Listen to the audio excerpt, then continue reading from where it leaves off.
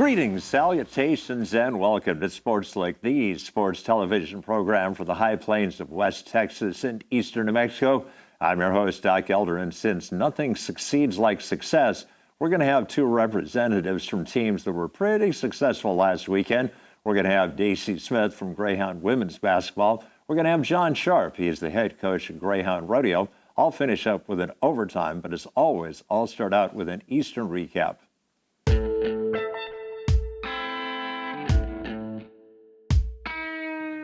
One up and one down for the Greyhound softball team last weekend as they split a doubleheader with University of Texas Dallas. 2 up and 2 down for the Greyhound baseball team. They split 4 games with Cameron University.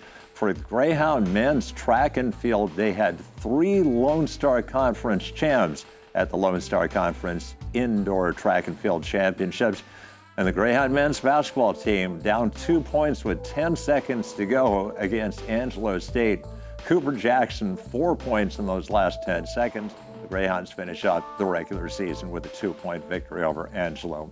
Well, it has been your Eastern recap, so we'll clear the set and we'll bring in Daci Smith right now.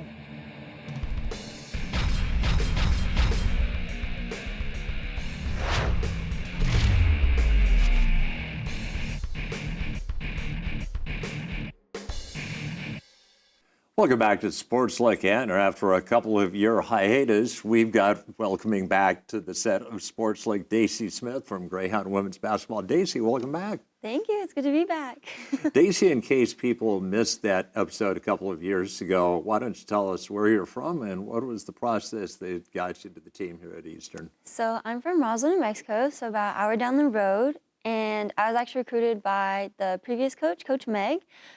She brought me in, and then Coach Huber, I was very fortunate that he decided to keep me.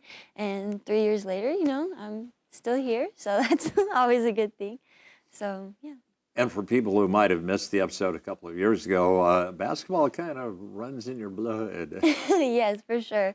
My dad is a coach at Roswell High currently, and he played basketball. My brother and sister both play basketball, so, I'm the youngest, and it's kind of expected, but.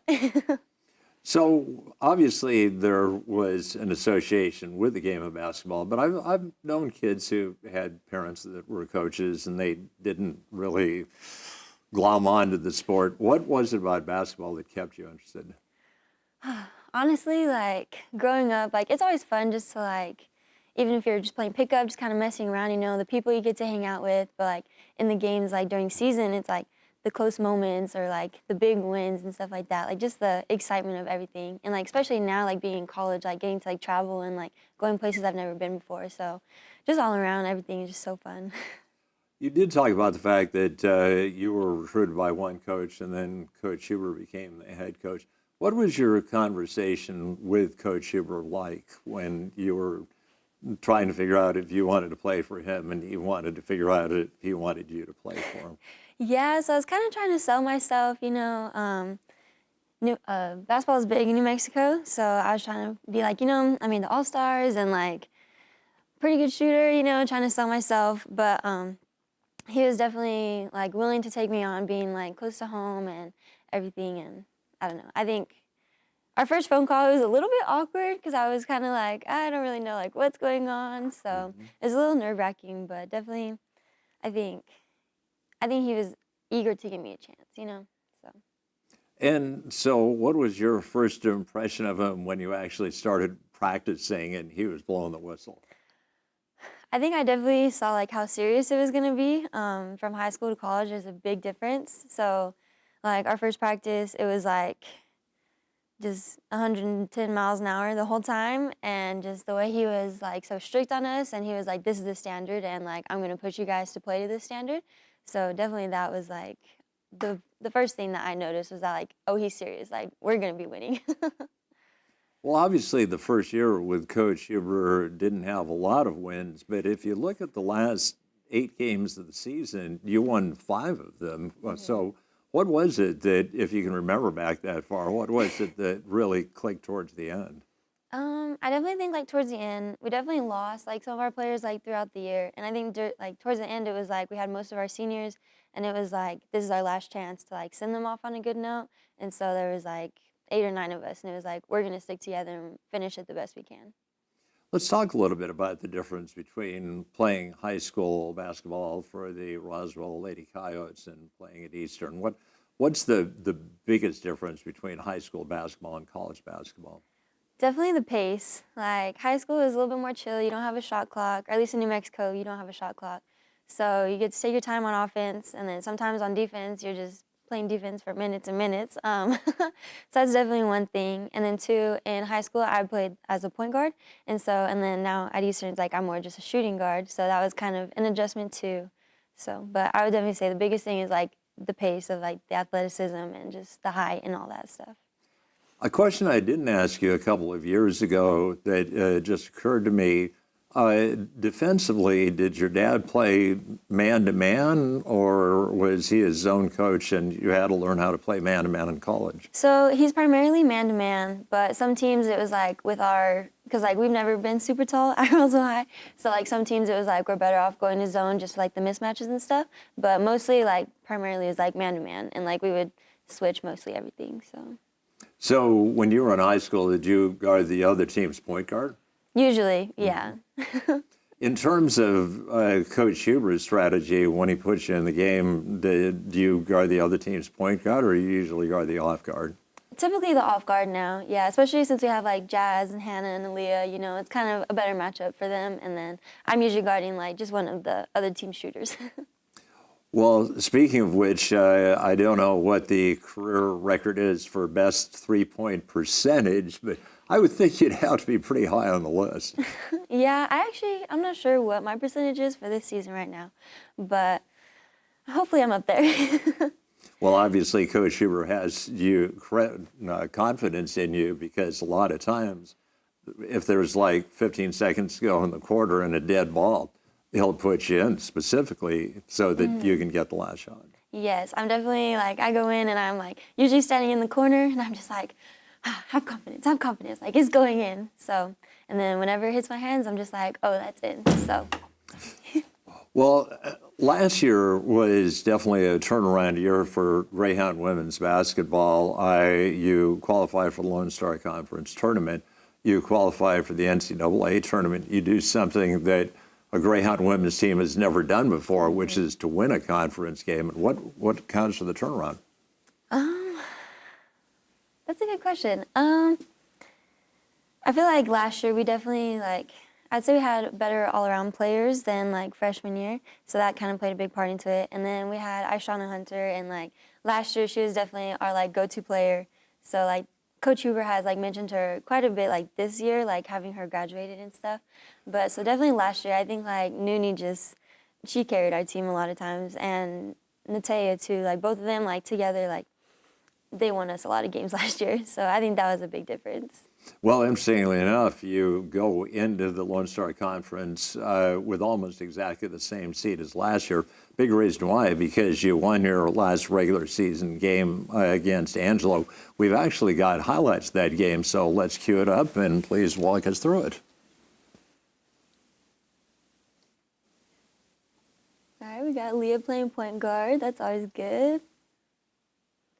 Chloe working inside.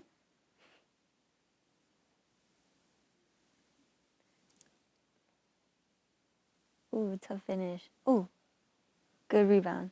That's what Toya does. She's always all over the place, getting every rebound.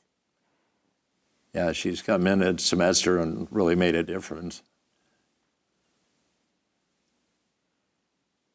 Another newcomer to the team this year, Aaliyah Smith.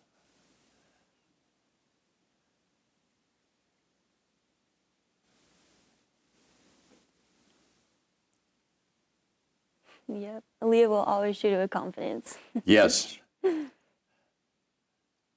I love her mentality. Yes. Another newcomer to the team, Hannah Jensen.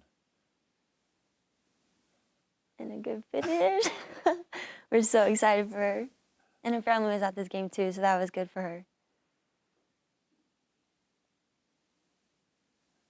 Another rebound. A big shot from my freshie. Yep.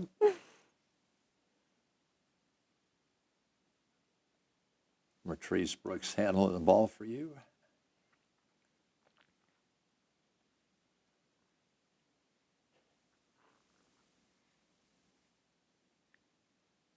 Yeah, Martrice may not score a lot, but she's a very good passer and a good defender. Yes, for sure. Yeah, plays a bit, like, even when she's not doing stuff on the offensive side, definitely defensively, just good hustle there by both of them. Tough finish by Aaliyah. Yeah, she's tough when she takes the ball to the hoop.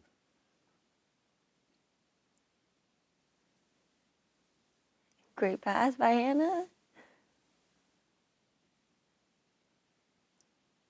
And that's really where he won the game against Angelo on the boards. Mm. I think he had like a 12 rebound advantage, if I remember correctly. Another big three.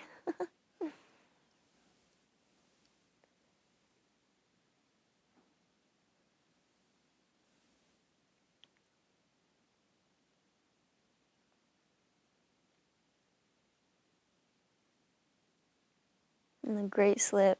Yep. We were commenting before we went on the air that that's the oldest play in basketball, but Yes. It still works. So, Daci, looking at the season, and I know this is going to be tough, but what's been the most satisfying win of the season for you and you think for the team? Honestly, I think it's probably beating WT at WT, especially like it went into overtime, so that was just like a big win. And there's we lost to them the first time. It was a very close game here, and so we like kind of got to go over there and like have redemption, especially beating them like at their place. I think it just kind of was like a feel-good moment for sure. Well, you can have another feel-good moment. Friday, you play Lubbock Christian, a team that, quite frankly, for the last few years has kind of had your number, but the streak's got to come to an end, so why not Friday night? Yeah, I definitely think we can. I definitely think we can match up with them. And we have a little bit different like scheme this time than the first time we played them. So, I mean, it's basketball, anything can happen. And, a lot of people might forget, but at Lubbock Christian, the first time you played them, you were only down 3 at halftime. Mm-hmm. So you've proven that you can play with them, and yes. with a little wrinkle, maybe a different outcome. I definitely think like we're changing up our defense, and I think that'll play a big part into this next game. Okay, well, Daci, I have to ask you the most important question of the segment here. So, of all the classes that you've had at Eastern New Mexico University, what's your favorite class? Yours is definitely up there. United States history. Oh, I feel so honored. I do have fun in that class. I learned a lot. I would say my favorite, probably anatomy with Dr. Barlow. Dr. Barlow. If I'm in the same league with Dr. Barlow, I'm doing some things well. Well, Daci, thanks for being our guest, and best of luck in the tournament, and let's hope you go to the NCAA tournament for a second straight year. Yes, thank you. All right, well, that is going to wrap up our first interview segment, so we're going to clear this out, and we're going to bring in John Sharp from Greyhound Rodeo right now.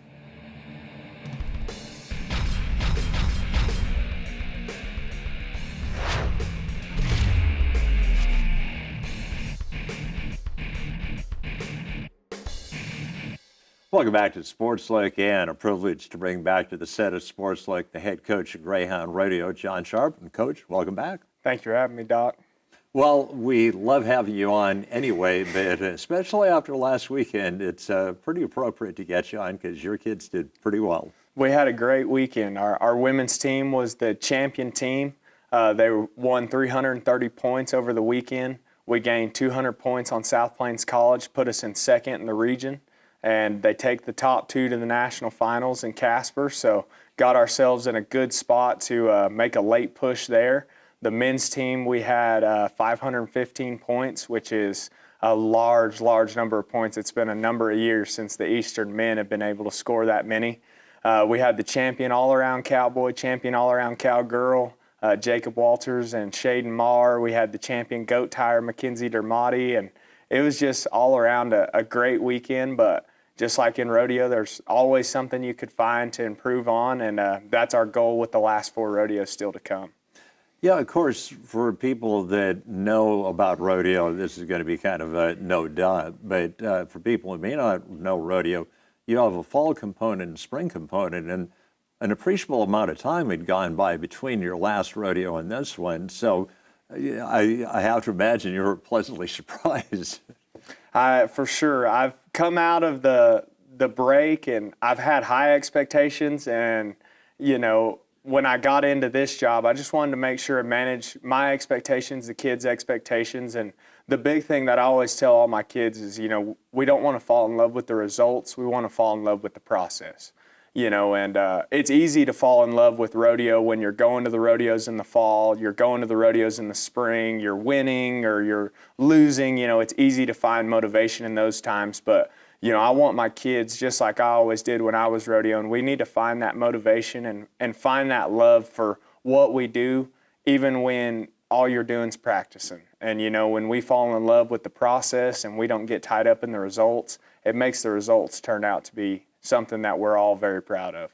I am going to have to remember that phrase. That I wish I'd known that back when I was younger. So, and you're like 3 times as young as I am. So, let's talk a little bit more about the period between your last rodeo and this rodeo.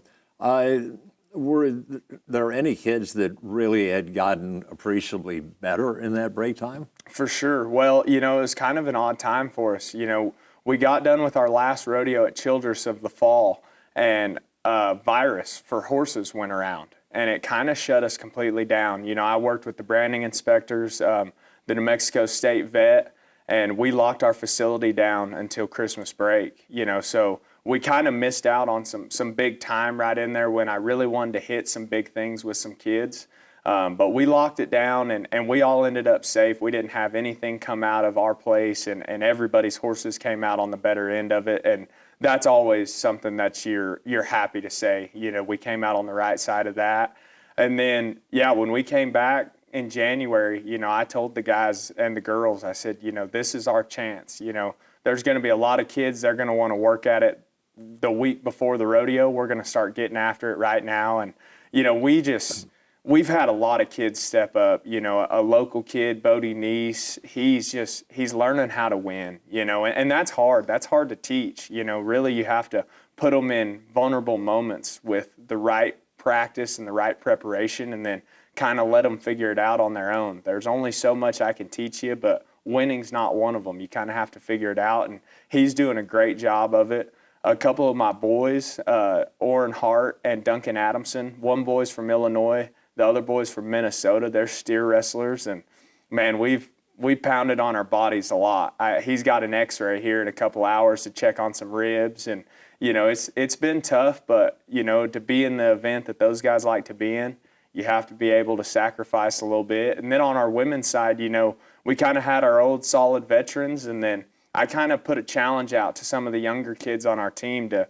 kind of find their groove and step up. And a young girl, Cassidy Lightfoot from Fort Sumner, Corona. Corona, yeah. Yeah, she stepped up in a big way. She's made the short round, I want to say 3 times so far, so about 50% in the breakaway. And it's all due to how hard she works and how coachable she's been, and been able to use mine and Shacey Marr, my assistant coach's techniques and abilities to go along with hers and help her. And she's reaping the rewards, and she's going to be something for the next 3-4 years to come.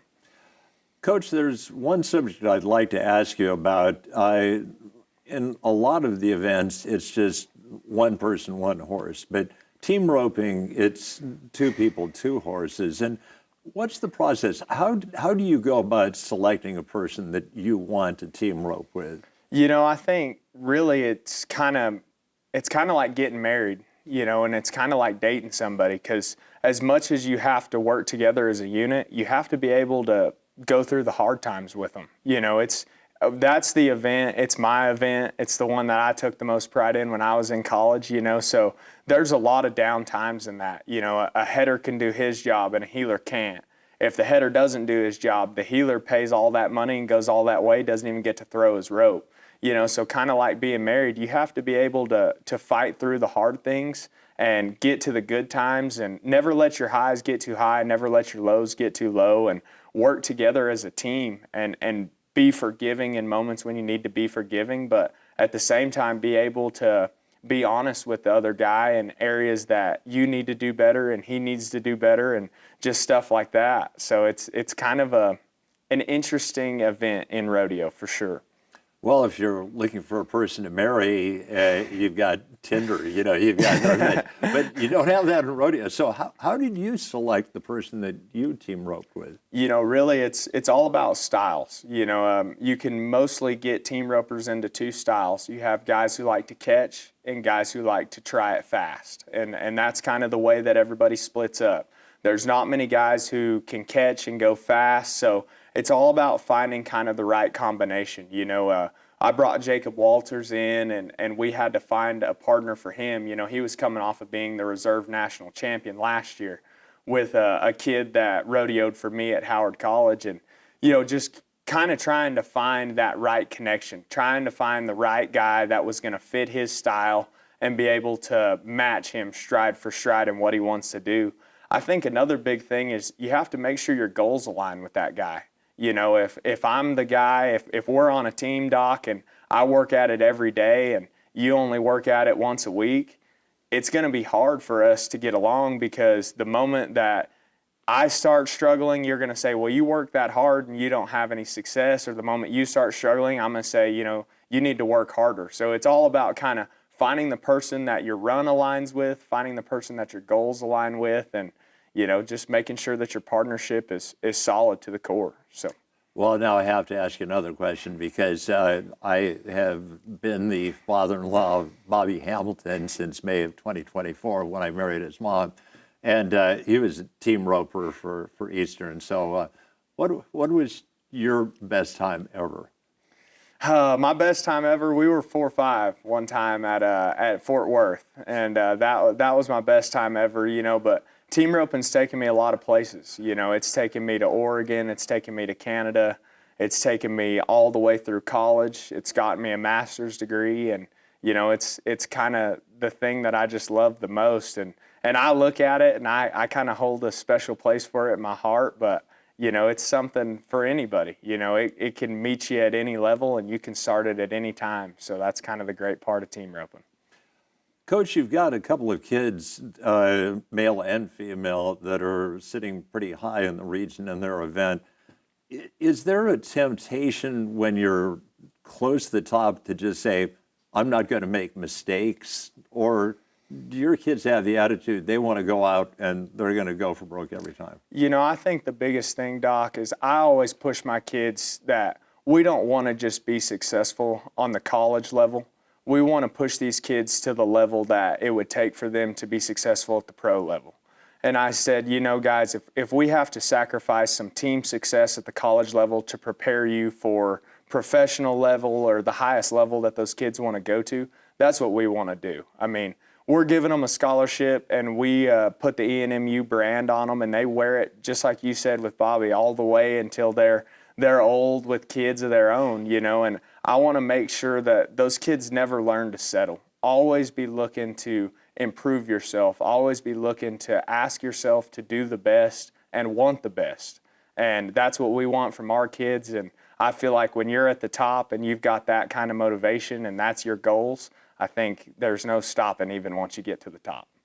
Well, Coach, there was another subject I wanted to talk to you about, but we're running out of time. So I will have to get you on at least once more this semester, because you were explaining that sometimes rodeo arenas are much different configurations, but it's going to take a while to do that. So let me simply say congratulations on the great start to the season, and best of luck, and let's hope we get a whole bunch of kids going to Wyoming in June. Thank you, Doc, and go Hounds. All right, well, that is going to wrap up the interview segment of SportsLook. So what we'll do is we'll clear this out, and I'll finish up with an overtime right now.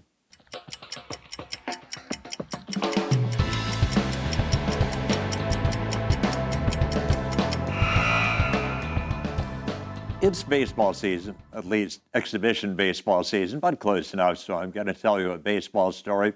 Back in 1952, the Brooklyn Dodgers, of course now the Los Angeles Dodgers, were in a protracted pennant stretch drive, and they used up pretty much all of their starting pitchers going into the World Series. So Chuck Dressen, the head coach of the Dodgers, decided to start a relief pitcher in Game 1. And with about 10 minutes to go before the game, he wanted to give his relief pitcher a pep talk. So he went up to the bullpen, and the guy wasn't there. And he looked around, and finally he found his starting pitcher, Joe Black, sitting on the bench. And he said, "What are you doing? You're going to be pitching a game in 10 minutes. And Joe Black said, "I'm a relief pitcher. It only takes me 5 minutes to get warmed up." And lo and behold, he went out and pitched a 9-game shutout and proved that maybe if I had been in high school and I hadn't taken quite so long to warm up, I would have been a better pitcher too. Well, that will wrap up in overtime, and that will wrap up an episode of Sports Look. I'd like to thank my guests, Daci Smith and John Sharp. Had a great floor crew, directed once again by Miss Samantha. So, for all those aforementioned people, this is Doc Elder saying, so long.